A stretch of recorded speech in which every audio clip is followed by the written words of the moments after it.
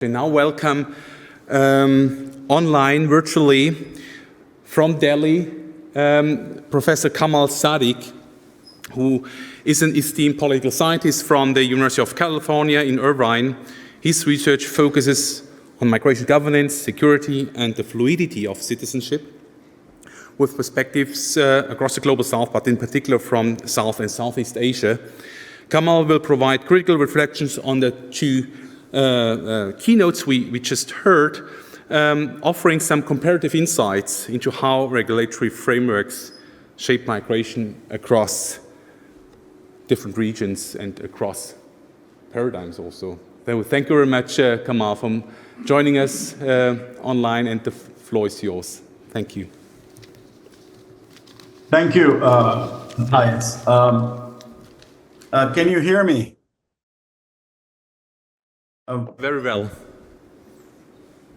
Well, a special thank you to Matthias Zaika and his team at KREMS and to the IMISCOE communities for this opportunity. I'm delighted to participate, and I would like to apologize for not being with you in person as I go back and forth between India and California. But another time, I hope to join you. I'll frame the discussion with my research project on the legacy of South Asian labor migration and post-colonial state formation. And I want to thank Pastore and Quijato's presentation for triggering these remarks. Pastore's presentation provocatively identified a hallowing of the irregular, regular, voluntary, forced, illegal, legal binary. And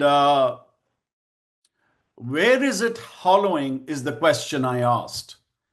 In primarily high and medium capacity states that are successors of imperial and settler states.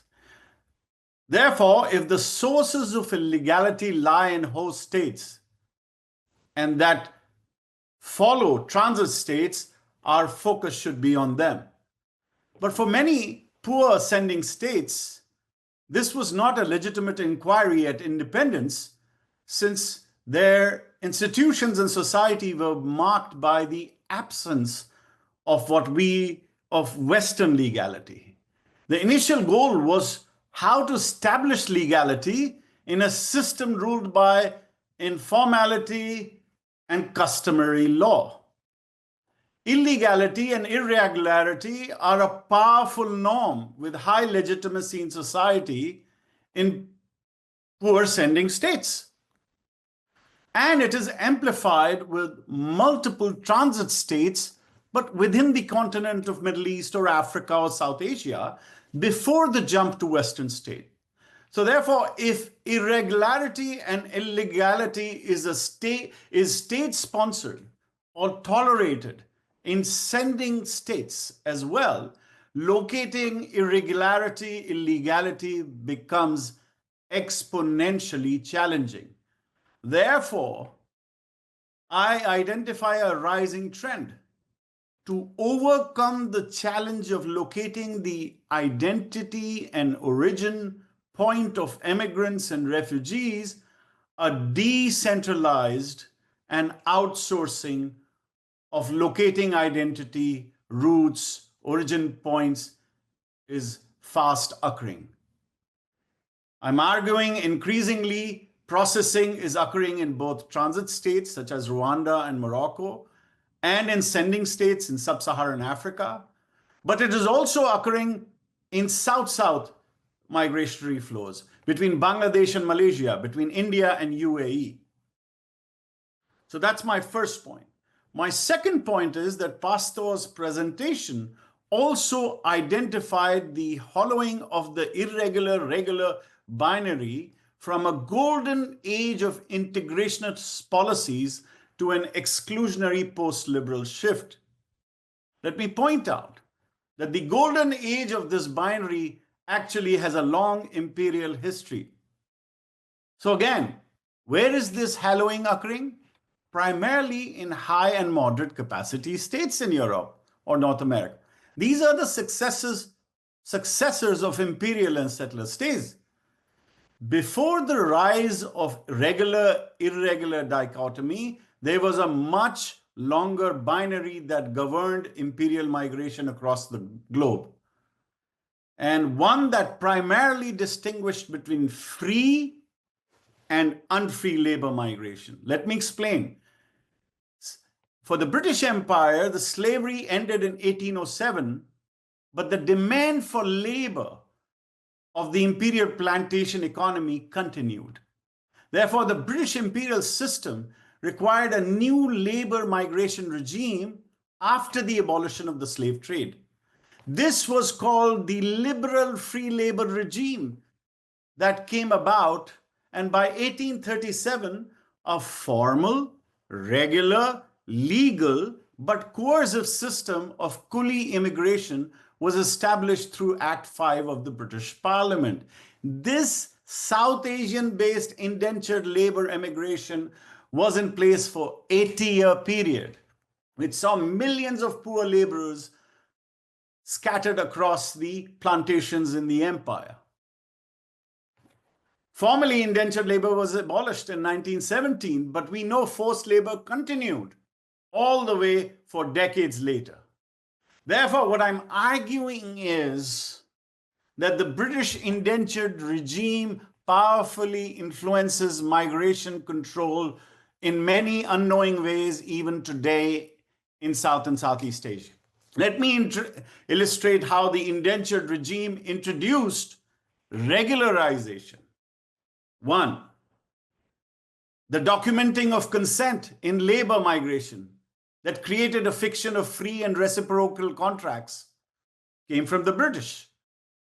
They introduced licensing systems that regulated the recruitment of labor through middlemen and brokers. They introduced medical checks at entry and exit ports of migrant laborers. They introduced documentary authorizations on the status and character of laborers by magistrates and officials. Repatriation policies that seek to return laborers back to their colonies and territories of origin also were introduced by them. What I'm saying is the colonial indentured regime and the dichotomies and binary that came out of it are still affecting contemporary migration practices across the globe. And do you know what happened during that time?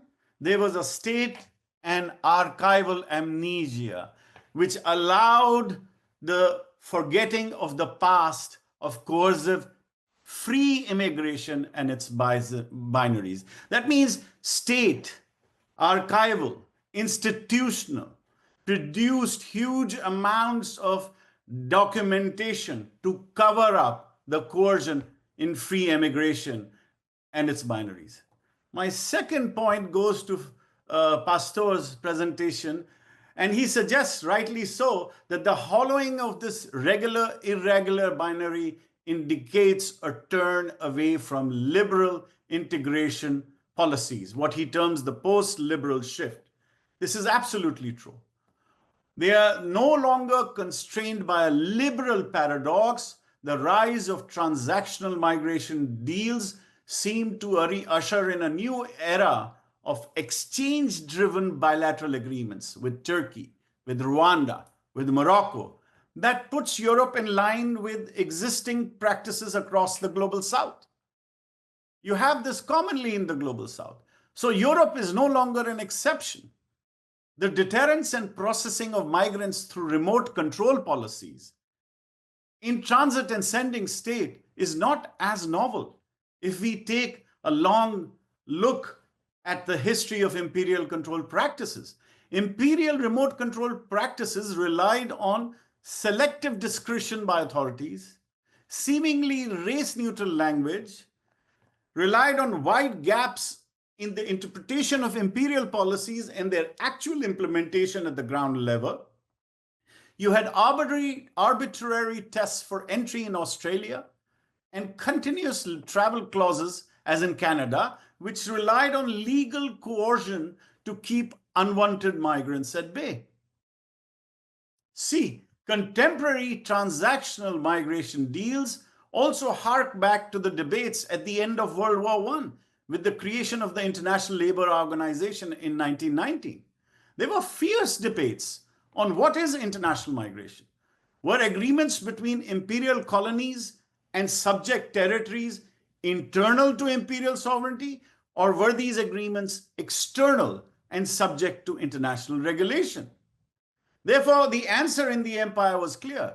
Imperial sovereignty trumped international jurisdiction. And what are the answer we're getting in the age of nation states now?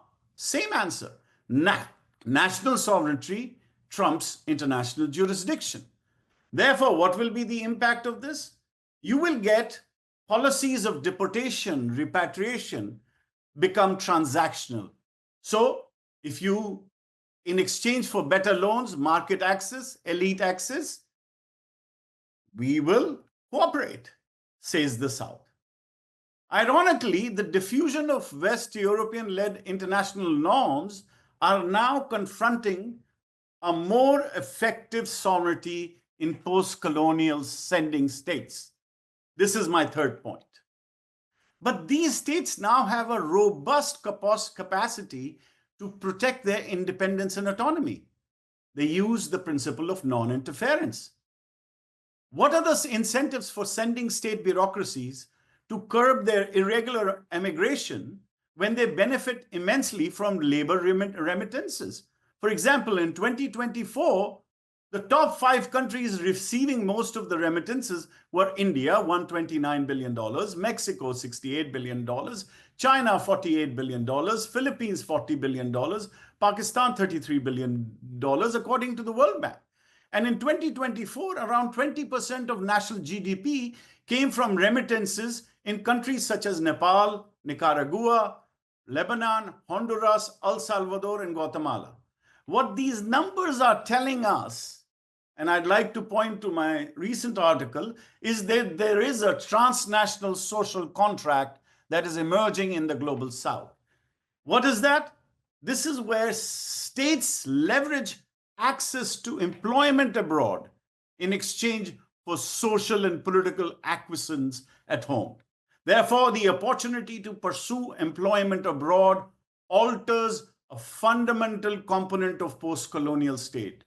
It transforms the post-independent domestic social contract into a transnational one. The right to seek employment abroad emerges as a social good provision.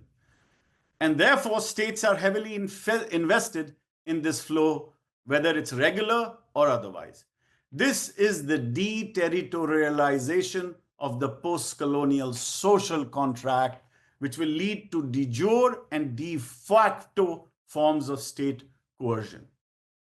Finally, and again, the evidence of the hallowing of the regular-irregular binary, the demise of the regularization, the rise of temporary status, the repeal of citizenship and mass deportation, points to the rising role of state revocability over migration and citizenship processes globally.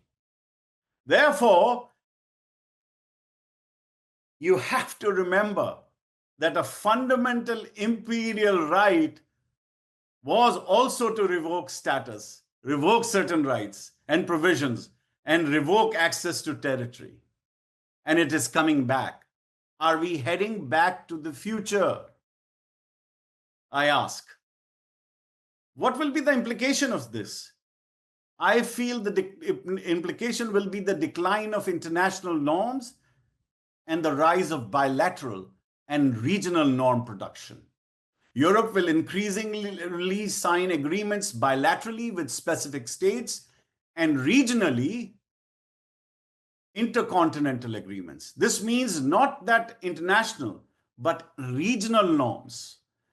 They are localized. They focus on non-state actors such as recruiters bilaterally, allowing for accommodation of differentials in power as both sending and hosting regulate and mutually hide migrant abuses. This means bilateral and regional norms will replace international norms. What are the future directions? I would like to emphasize that the global south is not a monolith. While there has been expanding and new scholarship on migration and citizenship processes in the non-West, we must remain mindful of the need for further disaggregation and contextualization of socio-political conditions across scales. For example, may I suggest, we need to go beyond comparing states. It might be fruitful to compare regional migratory subsystems, where we shift the unit of analysis from states to regions. So, comparison of paired units, South Asia, Southeast Asia to GCC, or South Asia and Southeast Asia to states in Northeast Asia, like South Korea, Japan, and Taiwan. Therefore, we need to now perhaps open the door to inter-regional migration corridors, which means we'll have to move away from comparing states to regions. Now, what I'm saying is, if there is variation of migration across the global south, we'll have to explain it and understand it deeper, its future citizenship and migration trajectories. What I'm trying to do by looking at the history, and imperial history especially, is that norms and principles in migration refugee regulation, in my opinion, will increasingly be driven by sending and transit states. Therefore, friends, the past is prologue. Thank you.